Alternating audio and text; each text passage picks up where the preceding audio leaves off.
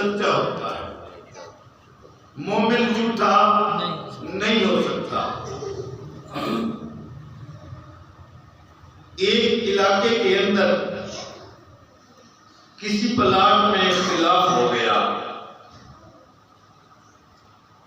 کہ یہ پلاٹ 10 مرلے کا ہے یا 1 کنال کا ہے۔ ایک آدمی کہتا تھا میرا ہے، دوسرا آدمی کہتا تھا یہ پلاٹ میرا ہے۔ ایک آدمی مذہباً مسلمان تھا، دوسرا آدمی مذہباً ہندو تھا۔ جب ان دونوں میں آپس میں تکرار ہوا تو بات محلے کے اندر پھیل گئی۔ جتنے مسلمان تھے مسلمان کا ساتھ دینے لگے، اس شہر کے اندر جتنے ہندو تھے ہندو کا ساتھ دینے لگے، جتنے بھی ہندو تھے کہنے لگے پلاٹ ہندو کا ہے، جتنے مسلمان تھے کہنے لگے پلاٹ مسلمان کا ہے۔ بات بڑھتی گئی، پورے شہر کے اندر پھیلتی گئی۔ تکرار 2 آدمیوں کا تھا، اب تکرار 2 مذہب پر آ گیا۔ بات 2 آدمیوں کے درمیان تھی، مگر بات بڑھتی گئی تو 2 مذہب کے درمیان ہو گئی، 2 قوموں کے درمیان ہو گئی۔ ایک طرف مسلمان ہو گئے، دوسری طرف ہندو ہو گئے۔ بات چلتی چلتی عدالت کے اندر پہنچ گئی۔ توجہ کرنا، جب مقدمہ عدالت کے اندر گیا تو انگریز جج تھا، اس نے دونوں فریقین کو بلایا، مسلمانوں کو بھی بلایا، ہندوؤں کو بھی بلایا، تفتیش شروع کی۔ بتایا کہ یہ جو دلائل ہیں تمہارے پاس، ان کو 1 منٹ کے لیے ایک طرف رکھ دیں۔ مجھے پہلے یہ بتاؤ تمہارے اس علاقے کے اندر، تمہارے اس شہر کے اندر، تمہارے اس قصبہ کے اندر، تمہارے اس محلہ اور گاؤں کے اندر کوئی ایسا آدمی ہے جس پر دونوں فریقین متحد ہو جائیں، جس پر دونوں فریقین اتفاق کر لیں، جس پر دونوں فریقین جس کی بات کو مان لیں، جس پر یقین کر لیں؟ مسلمان ابھی خاموش تھے۔ ہندو نے کہا ہاں، اس محلے کے اندر جو جامع مرکزی مسجد کی امام ہیں، ہم اس پر یقین کرتے ہیں، وہ جس کے حق میں شہادت دیں گے، جو فیصلہ کریں گے ہمیں قبول و منظور۔ انگریز جج نے کہا ٹھیک ہو گیا، میں تاریخ دیتا ہوں، اس عالم دین کے پاس پیغام پہنچواتا ہوں، پھر آپ کو بلاتا ہوں، اس عالم دین کو بلاتا ہوں، آپ دونوں کے سامنے بٹھاتا ہوں، جس فریق کے حق میں وہ عالم دین شہادت دے دے، وہ کہہ دے، وہ فیصلہ دے دے، وہ یہ بات کر دے یہ پلاٹ ان کا ہے، کیا دونوں فریقین اس بات پر راضی ہو جائیں گے؟ دونوں فریقین نے یک زبان ہو کر کہا وہ عالم دین جو شہادت دے دیں گے، جو بیان دے دیں گے، جس کے حق میں بات کہہ دیں گے، ہمیں قبول و منظور ہوگی۔ جج نے تاریخ دے دی، چنانچہ وہ دن آ گیا۔ ہندو جتنے تھے پہنچ گئے عدالت کے اندر، مسلمان جتنے تھے پہنچ گئے عدالت کے اندر۔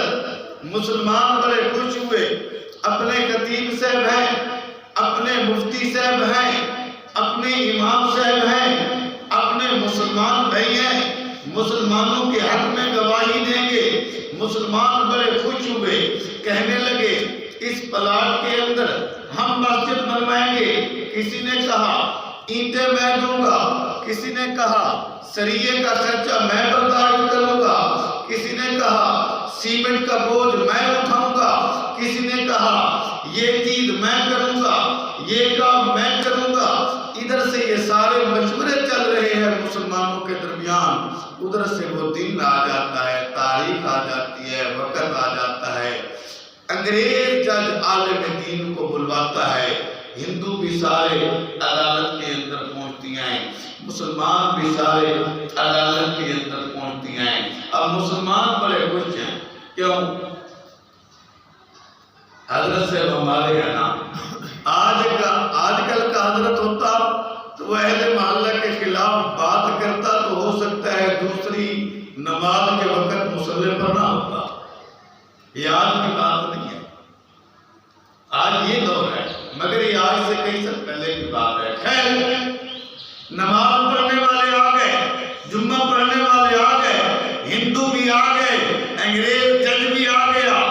اب اس علامہ صاحب سے، اس خطیب صاحب سے، اس امام صاحب سے، اس مفتی سے انگریز جج مخاطب ہوتا ہے. حضرت صاحب آپ ساری بات کو جانتے ہیں، آپ کے شہر کی بات ہے، آپ کی بستی کی بات ہے، آپ کے محلے کی بات ہے. فیصلہ میرے اوپر نہیں، حضرت صاحب آپ پر ہے.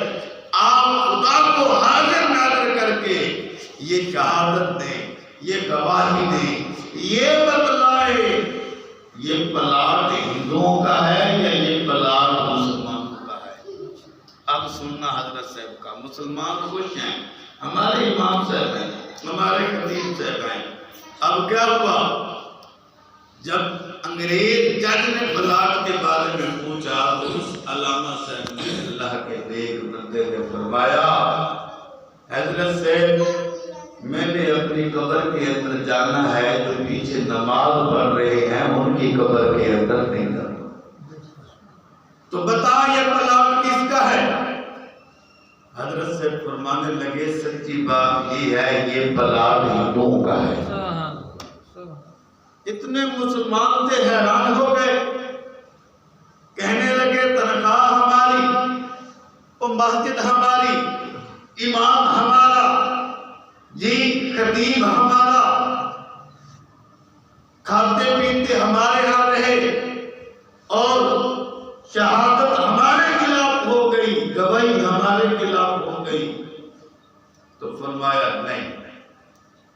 ادھر سے کتنے ہندو تھے وہ خوش ہو گئے. کیوں؟ سچ بات اس نے کہہ دی. پھر معاملہ کیا ہوا؟ انگریز جج کو لکھنا پڑا.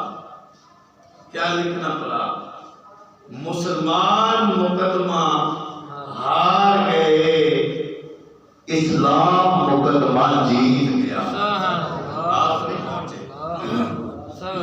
مسلمان مقدمہ ہار گئے. انگریز جج سے لکھا کتابوں کے اندر کہ آج کی تاریخ کا مقدمہ مسلمان ہار گئے مگر اسلام جیت گیا. کیا ہوا؟ جب ہندو نے دیکھا امام ان کا، خطیب ان کا، عالم دین ان کا، مذہب ان کا، گواہی ہمارے حق میں. اتنی صداقت ہے ان کے دین کے اندر، اتنی صداقت ہے ان کے اسلام کے اندر، اتنی صداقت ہے ان کی شریعت کے اندر. جتنے ہندو تھے سب اسی وقت اسی عدالت کے اندر کلمہ مصطفیٰ پڑھ کر مشرف اسلام ہو جاتے ہیں. پہلے مسلمان دعویٰ کر رہے تھے ہم مسجد بنائیں گے، جب وہ ہندو کلمہ پڑھ کر مسلمان ہوتی ہیں تو سب رنگ مل کے اس پلاٹ کے اندر اللہ کے گھر کو تعمیر ہوتی ہے. تو فرمایا کہ مومن جھوٹا نہیں ہو سکتا. تو حدیث کی پہلی بات فرمایا صحابہ چار چیزیں ہیں، چار باتیں ہیں، اگر ان چار باتوں کو، چار چیزوں کو اپنا لو گے دنیا بھی تمہاری ہے اور عقبہ بھی تمہاری ہے. ان میں پہلی چیز کیا تھی کہ جب بھی بولو سچ بولو، جب بھی بولو سچ. آج ہم اپنے گربان میں ذرا جھانکیں، بازاروں میں جھوٹ ہے، مکانوں میں جھوٹ ہے، گھر میں جھوٹ ہے.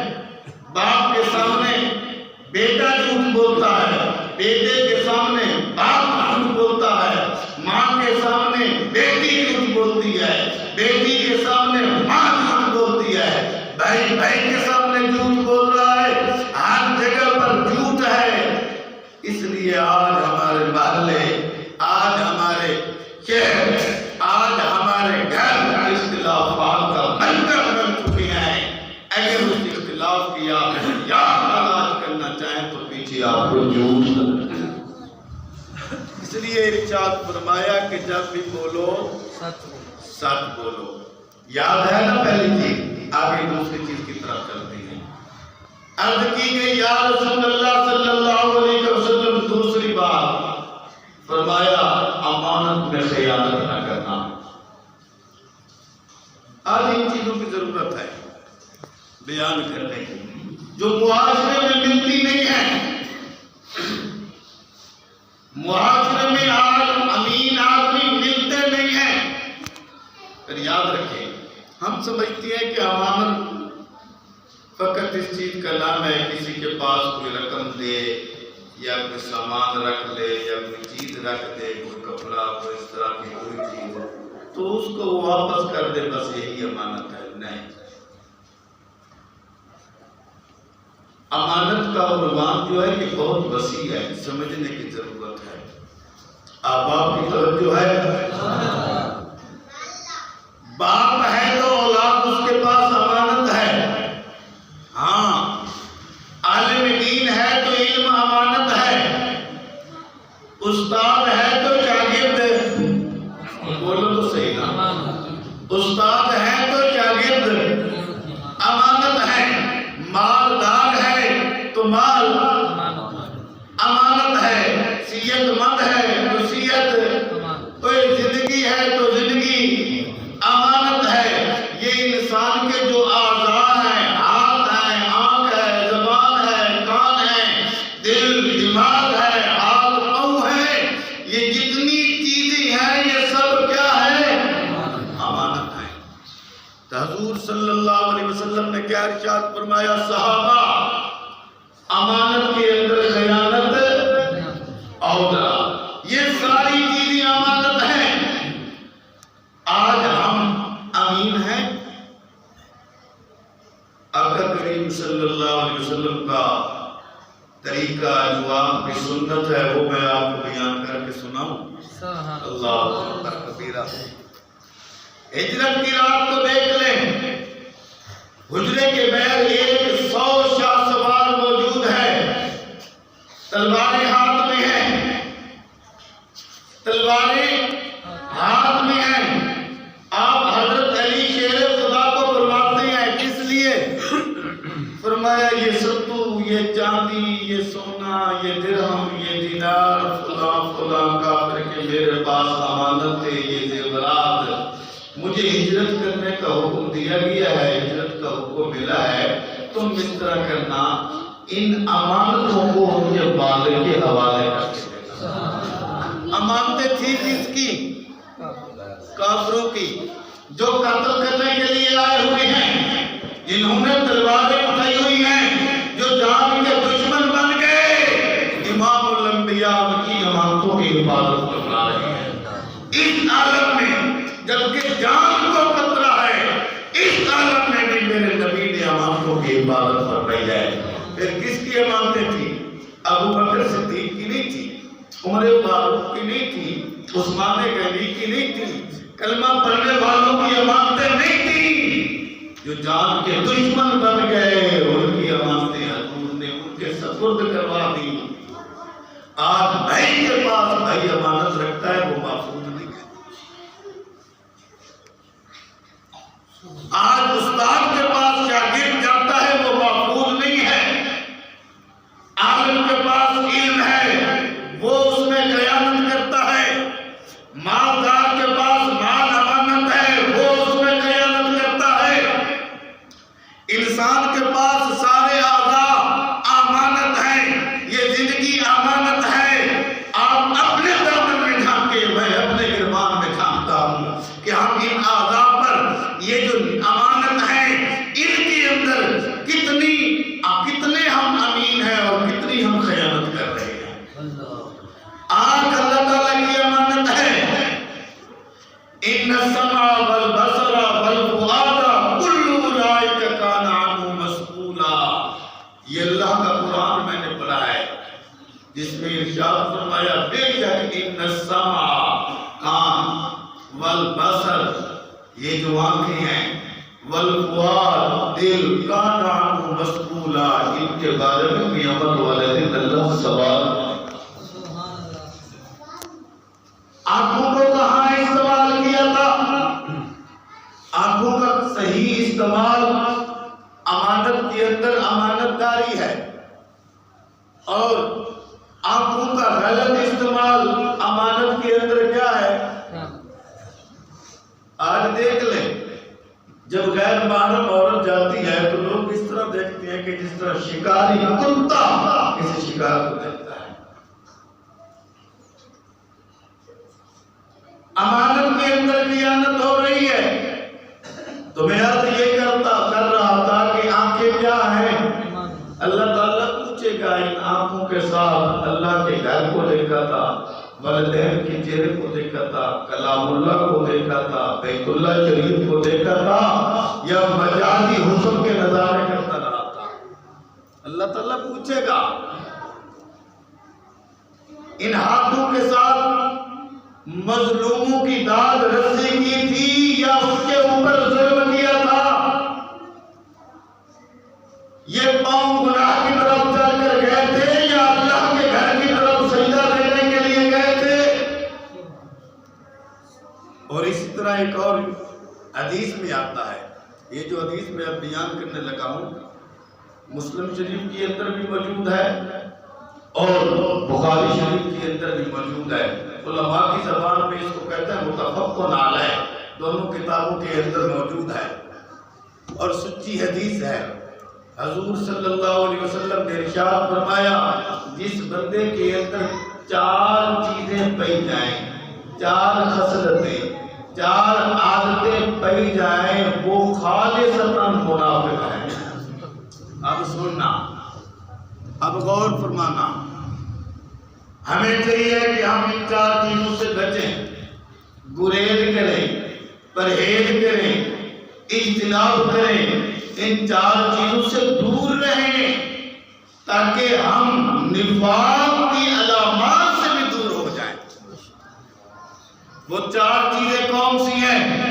میرے لجپال آقا علیہ السلام نے ارشاد فرمایا، جو بندہ امانت کے اندر خیانت کرے وہ منافق ہے، پہلی چیز۔ دوسری چیز، جھوٹ بولے وہ منافق ہے۔ تیسری چیز فرمایا، جو وعدہ کرے پھر وعدے کے خلاف کرے۔ چوتھی چیز، جب لڑائی کرے تو گالیاں نکالے۔ فرمایا جس بندے کے اندر یہ 4 چیزیں پائی جائیں وہ خالصتاً بندہ منافق ہے۔ ہر بندہ یہ حضور کے فرمان کو سامنے رکھے، پھر اپنے عمل کو سامنے رکھے۔ کیا میرے اعمال کے اندر، میرے عمل کے اندر یہ چیزیں کہیں پائی تو نہیں جاتی؟ میرے کردار کے اندر یہ چیزیں کہیں شامل تو نہیں ہیں؟ نفاق سے انسان کو بری ہونا چاہیے۔ تو میں یاد کر رہا تھا کہ دوسری چیز کیا ہے کہ امانت کے اندر خیانت نہ کرنا، اور امانت کا عنوان وسیع ہے، کوئی مختصر بات نہیں ہے۔ توجہ ہے؟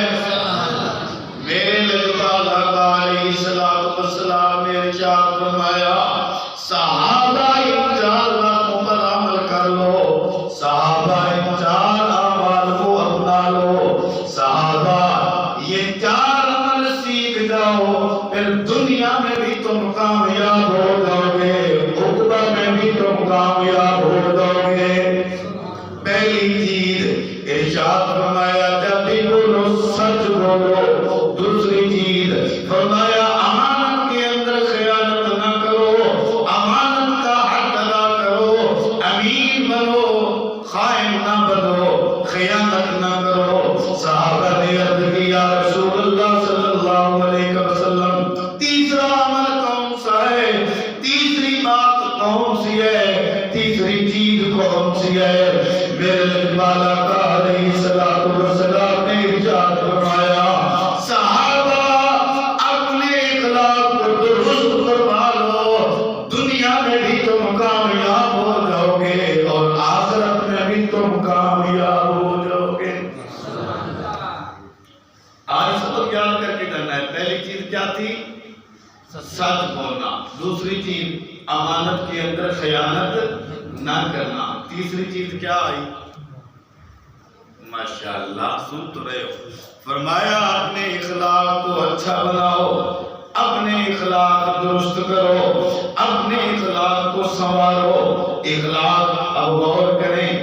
آج دنیا کے اندر دستور یہ ہے, اگر ایک آدمی لاہور میں رہتا ہے, دوسرا آدمی چوک عالم میں رہتا ہے, چوک عالم والا آدمی لاہور کے رہنے والے آدمی کے غم کے اندر شریک ہوتا ہے, تو لاہور والا بھی چوک عالم والے آدمی کے غم میں شریک ہوتا ہے. اسی طرح جہاں کوئی جاتا ہے اس کے ہاں کوئی آتا ہے, اگر کوئی کہیں نہیں جاتا تو اس کے ہاں کوئی آتا نہیں ہے. یہ اخلاق نہیں ہے, یہ سودا بازی ہے, یہ سوداگری ہے کہ آپ جائیں تو آپ کے ہاں کوئی آئے. اعلیٰ اخلاق یہ ہوتی ہیں جو دعائیں نہ دے, جو گالیاں نکالے تم ان کو دعائیں دو, جو تم سے توڑے تم اس کے ساتھ جوڑو, جو جناب والا تمہیں گالیاں نکالے تم اس کو دعائیں دو. یہ ہے اخلاق. آج یہ اخلاق نظر نہیں آتا. میں اکثر یہ بات کہا کرتا ہوں, حاجی ڈھونڈنا چاہو تو لاکھوں کی تعداد میں ملتے ہیں, نمازی ڈھونڈنا چاہو تو لاکھوں کی تعداد میں ملتے ہیں, اگر روزے رکھنے والے ڈھونڈنا چاہو تو لاکھوں کی تعداد میں ملتے ہیں. اخلاق کی ایک میں نہیں ملتا. بڑے بڑے حاجی ہوتی ہیں, نمازی ہوتی ہیں, ہم نے دیکھا ہے فضول باتیں کرتی ہیں, لغویات سے پرہیز نہیں کرتے. اخلاق میں بہت کمزوری ہوتی ہے, اور بالخصوص وہی لوگ کمزور ہوتے ہیں جو زیادہ تر نماز روزے کے پابند ہوتے ہیں. ان کے اندر یہ چیز پائی جاتی ہے, حالانکہ ان کو تو یہ کمزوری ان کے اندر تو نہیں پائی جانی چاہیے, تاکہ لوگ یہ مثال دے سکیں کہ فلاں آدمی اگر نماز پڑھتا ہے تو اس کے اخلاق کو بہت آتا ہے, فلاں آدمی اگر روزہ رکھتا ہے, شریعت کا پابند ہے, تو اس کے اخلاق بھی بہت ہوتا ہے. مگر افسوس سے یہ کہنا پڑتا ہے ہمارے مسلمانوں کے کردار پر نمازی ہوتے ہیں, حاجی ہوتے ہیں, دیگر وظائف میں پابند ہوتے ہیں, مگر اخلاق بہت کمزور ہوتا ہے. لوگ کہتے ہیں یہ نمازی ہوتے ہی ایسی ہیں, یہ مسجد میں رہنے والے ہوتے ہی ایسی ہیں, یہ پگڑی والے ہوتے ہی ایسی ہیں. لوگ ان کی یہ مثالیں دیتی ہیں. کیوں؟ اخلاق میں بہت زیادہ کمزوری ہوتی ہے. توجہ ہے؟ ہمارے اکابرین نے ان باتوں پر عمل کر کے دکھلایا ہے. یہ اخلاق نہیں کہ تم کسی کے پاس جاؤ وہ تمہارے پاس آ جائے, یہ تو سودا بازی ہے. تم جاتے ہو وہ آتی ہیں, وہ آتی ہیں, تم جاتے ہو. اخلاق یہ ہے جو تم سے توڑے تم اس کے ساتھ جوڑو, جو تمہیں گالیاں نکالے تم اس کے لیے دعائیں دو. یہ چیزیں نظر نہیں آتی. اعلیٰ حضرت عظیم البرکت مجدد دین ملت الشاہ امام احمد رضا خان فاضل بریلوی رحمۃ اللہ علیہ کے جد امجد ایک محفل میں جا رہے تھے, گلی میں چل رہے تھے, اوپر بالا خانے سے چوبارے سے ایک ہندوہ عورت رہ رہی تھی. اس نے ایک پیالے کے اندر رنگ لیا ہوا تھا, وہ رنگ آپ کے کپڑوں کے اوپر گرا دیا. اب آپ ذرا تصور میں آئے, بندہ کسی محفل میں جا رہا ہو, کسی کے یہاں مہمان جا رہا ہو, کپڑوں کے اوپر پانی کا ایک قطرہ پڑ جائے بندہ برداشت نہیں کرتا, تو ہندوہ عورت نے سارا رنگ حضرت صاحب کے کپڑوں کے اوپر گرا دیا. آپ کے ساتھ خلفاء تھے, عقیدت مند تھے, ارباب محبت اور اہل نسبت تھے. ان کو غصہ آیا, جوش میں آ گئے, کہنے لگے حضرت اس کو سبق سکھاتے ہیں. تو حضرت صاحب نے منع فرما دیا, روک دیا, اور ساتھ دعا کی کہ بیٹی تو نے میرے لباس پر رنگ دیا ہے. فقیر یہ دعا کرتا ہے اللہ تیرے دل کو ایمان کے نور سے رنگ دے. ہندوہ عورت جب حضرت نے یہ دعا کی الفاظ سنے